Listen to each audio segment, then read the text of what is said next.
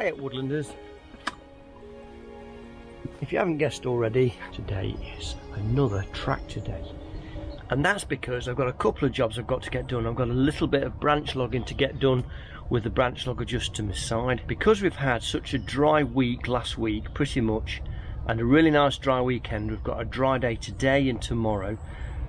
All of my timber at the bottom end would be better up here in the log zone, as you can see just behind the tractor. And the best time to do that is when it's dry. Now that would really be June, July, August. Well, that didn't happen. While we've got this dry spell, I know it's going to make a bit of a mess, and I want to try out my new log trailer. So I was sort of thinking, I wonder if I can get it all on about 6 or 8 loads. So we'll see. We'll have a count up, shall we?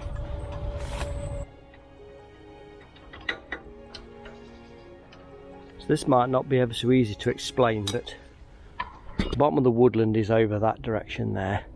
And I come up the woodland, sneak through these trees here, in front of this log pile, round there, down here, and then I come here and we pop them here, which is great, but then you have to reverse out. Of course, that is a faff. So what I thought was, I'll try and create a pathway through there. So at the moment my idea is simply to carry on the log stacks all down here, into the thorn there, possibly into this bit of thorn here, and maybe stack them that way a little bit as well, depending on how many I get. But I want to try and cut a path straight out there onto where the fruit trees are. All will become clear once we finish off pruning these branches. I made a bit of a start and I thought, oh, I'll grab the camera and just explain what I'm doing, and that way we can create this ring. Then I can go back down again, down to the bottom, pick them up, back up again, and then this would always be the log zone. And the reason is because we get the prevailing wind straight through here and it dries everything out.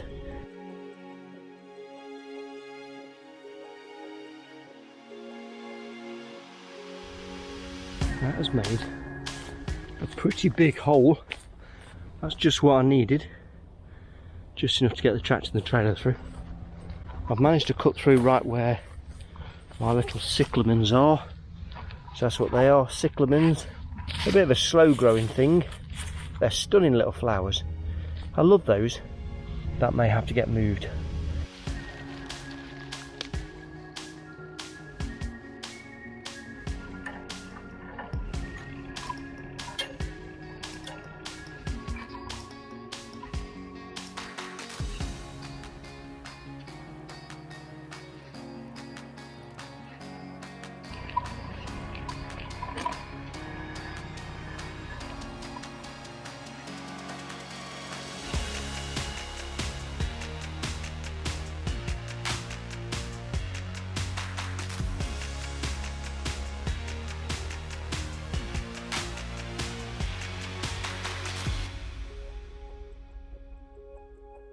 I'm really not sure if they're going to stay on.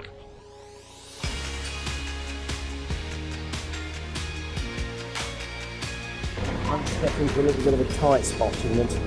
I'm up against my pallets here. The turning circle here isn't great because we've got this pallet here and this pallet here, and yeah.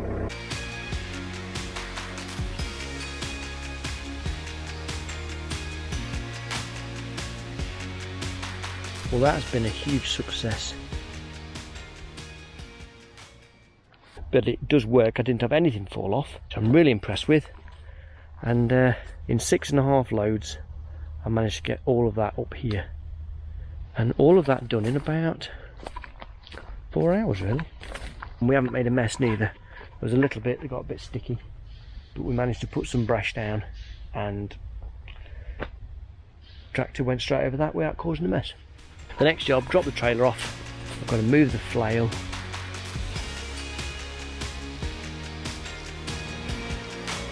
My other job then is to attach my log splitter onto the back of the tractor and take that home with me. That has been a very productive day. I'll see you in the morning.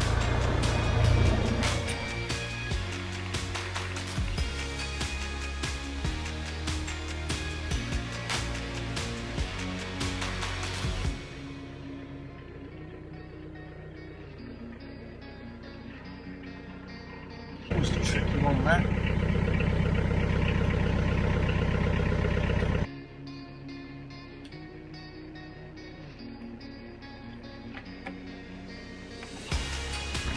Good morning. What an absolute stunner again here in Woodland Paradise. Little job on this morning. I've got some odd little piles knocking about of stuff that I can use for charcoal. There was a few branches there after pulling off the oak tree. There goes through the branch logger. And then there's some old beam poles up there and some other weaving rods I've got put through. I'm hoping this won't take too long, but you just never know with these things.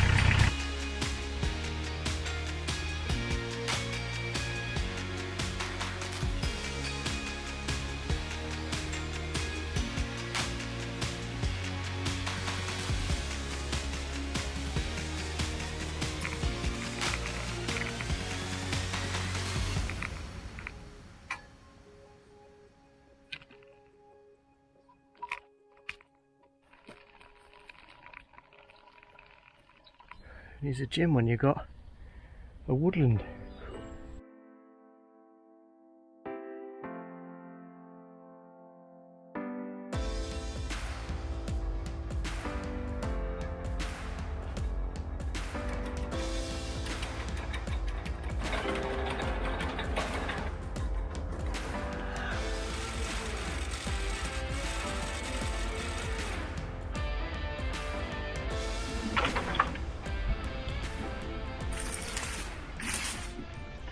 It's a real shame about beam poles this year, or at least last season. For the past 5, 6, 7 years, cutting beam poles, some of them aren't great, some of them are a bit better, like that one. That's quite a nice one. Some of these are rejects in here. And I usually sell, I don't know, anything between 500 and 700 beam poles a year. So last year I cut the usual, cut about 700 or 800. One of my biggest ever cut years last year, the beam poles. However, we only sold about 350. And there might be some interesting leads this year with it, because there's a couple of lady called the Potty Plotters over at Derby, and they run a podcast on Radio Derby. So I'm excited to see where that leads, because initially that was all to do with biochar, and they're running some experiments on their particular plots about biochar, but there's also a possibility that they may have some beam poles ready for their shop, because they've got this allotment in Derby that apparently is colossal. I'm not sure if it was something like 6 acres or something of plots. Yeah, it'd be nice to see where that one goes.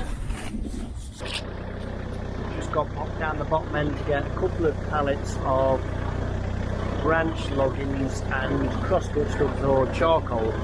We're going to have a bit of a challenge in that my top link is the one off the branch logger, which is quite long, and the top link that I normally use is off the log splitter, and I thought I got a third top link, but I haven't. So we're trying to use a long top link, which that means that it throws the pallets, the end tips kind of points into the ground, so I honestly don't know if we're even going to be able to pick up a pallet, but we'll give it a whirl.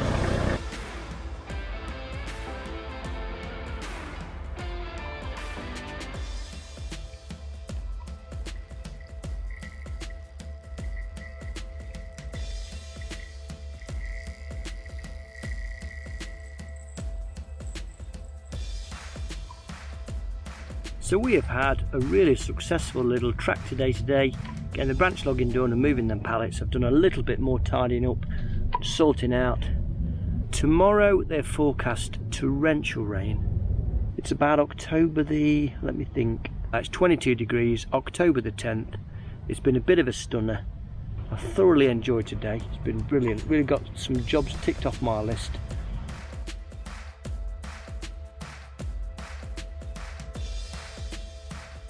Hey up Woodlanders, we have had so much rain last week. Oh, it was madness. I just had to abandon ship. It was just ridiculous. Find dry land and just get away from the monsoon. However, the weekend was stunning, but definitely autumn has arrived. Today's job card has got to be go and get some more hedge lane stakes cut, and we'll get changed. I feel like an old car this morning, struggling to get going in the cold weather. Saw's all sharp, fueled up ready. Interesting one this morning.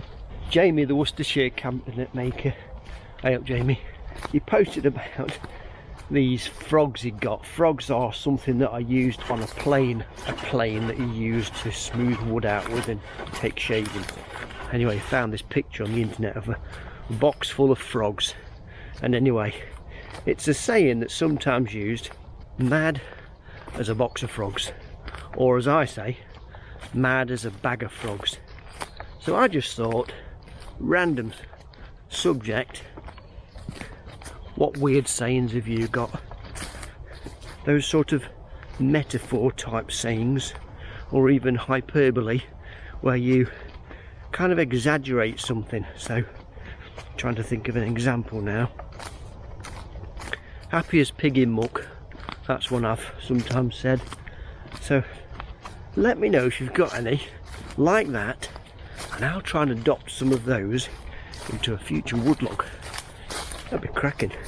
Oh look, sweet chestnuts. Just got a little bit distracted with sweet chestnut gleaning. I had some years ago, and the lady baked them and gave them to me with some salt, and they were really quite enjoyable. I was surprised because I wasn't expecting them. I couldn't quite remember how they tasted, so we roasted them for about 15 minutes. We put a little slot in the top, and I learned that a cross-shaped cut in the top is better than just a single cut. It allows you to open them up and get the nut out better. They were really quite nice, quite a nice sort of enjoyable, creamy, almost sweet mashed potato kind of flavour and texture really. Some people have got some interesting recipes for them, where they can use them in cakes, or you can use them in sort of savoury foods as well, and I reckon even things like curries, casseroles, I think you could use them in. So let me know, what is your favourite recipe for sweet chestnuts?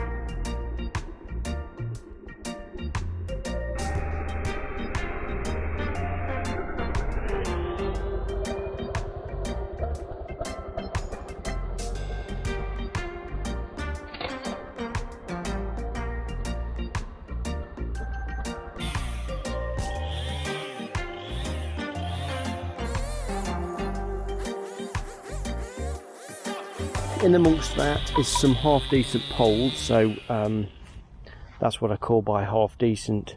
It's about 5 inches round at the thick end and about 3.5 inches round at that end, and I can use that for sort of poles, beams and supports in and around the woodland, fence posts and things like that.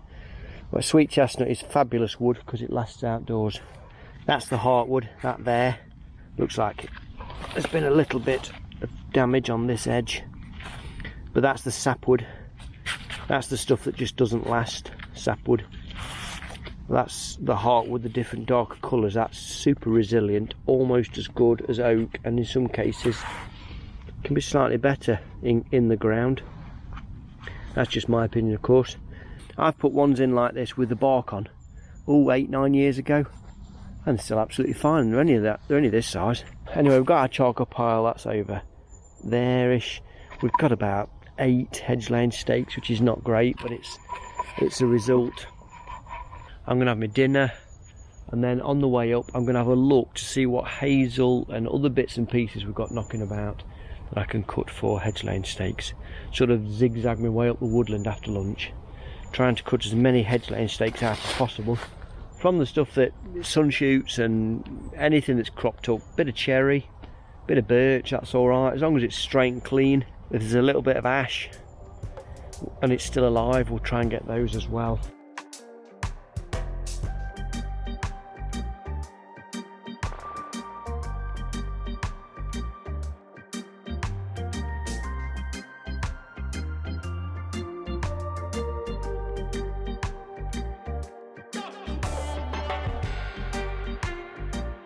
That's just a little bit more knocked off. Might be able to see in the distance. We'll create a little bit of daylight to give you a perspective of where we are. This is right next to the fence line I repaired in the very first woodlog. This area here was planted up when I first bought the woodland. You might see some beech, there's some hornbeam in there, there's a few Scots pine just through there somewhere. There's a lady I work for, oh, in fact you can see the tops. Lady I worked for, she bought me some, about 50 trees, which was very kind of her. Thank you, Iris. And then the rest of it is just odd bits I've stuck into some willow. Good morning. Yesterday came to a bit of an abrupt end because my battery went flat. But never fear, a new battery is here. First little job this morning is just to go and box up some charcoal. There's been a bit of a rush on charcoal just lately, I don't know why. Get that done first. Now we can carry on coppicing straight after.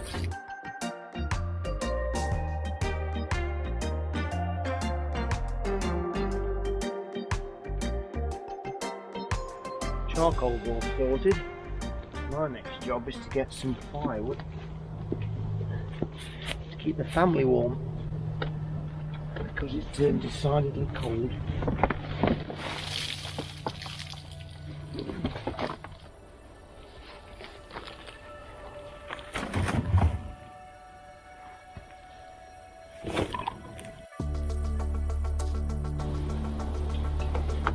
At the moment I'm just finding hazel stalls here, there and everywhere. It's self-set ones that have never been cut. It's not the most efficient way of finding stakes, but I just, in my mind, thinking it'd be nice to just try and get these in some sort of cut rotation, even though there's only a couple of them here and there.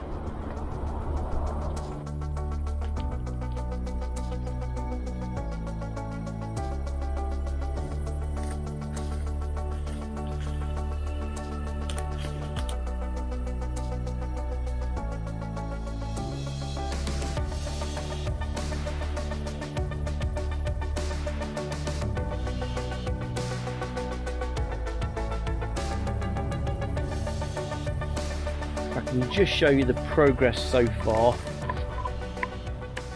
We started in this bit just here, and then I took round there and tried to tackle some of this dogwood, because this is all dogwood here, and I've cut it and cut it and cut it before, thinking there must be a use for this somewhere, but I'm yet to find one.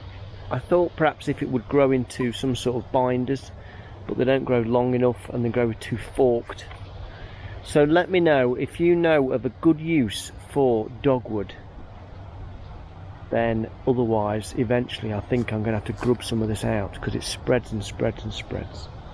And we've done a bit through there, and we've tucked in and done a bit through there, and then I've dived in into some of this, and we've got a few stakes down here which are silver birch ones. Got a couple over there with hazel.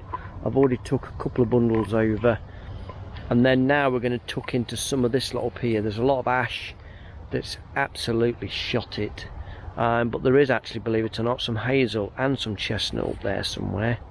Oops, sorry, that's a bit overexposed. So we will march on that way.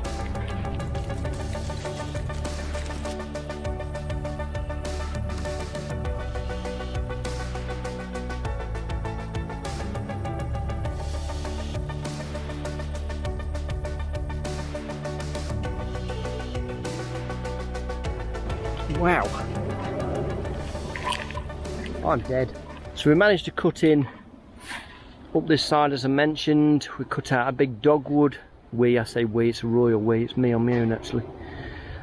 In there, it was just overtaking everything, it's ridiculous. And then I've been sneaking my way up this side. There's a hazel and some chestnut up there, and there's another hazel quite big-ish. So we'll tackle that another day, but for now, I'll see you in the morning.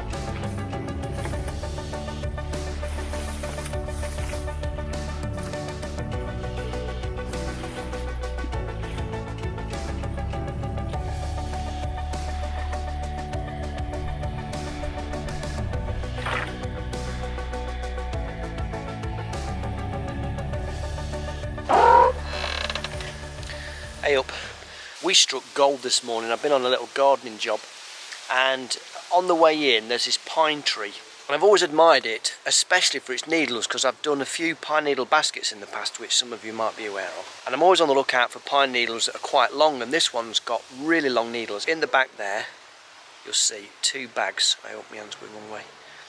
2 bags. I managed to fill both bags. She was ever so good. She gave me the bags, she could help me load them.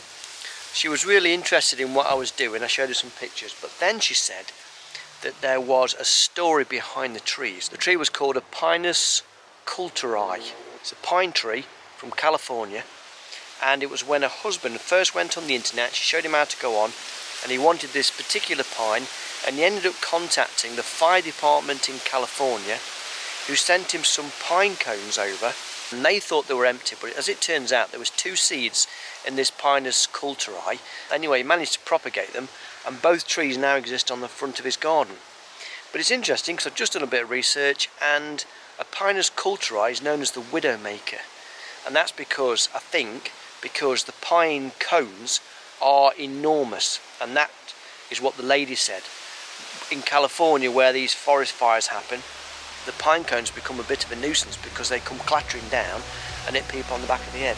I am all set for the rest of my lifetime with pine needles now, and so comes to the end of another wood log. Thanks for watching, and if you're able to, why not start cutting your coppice? See you on the next one.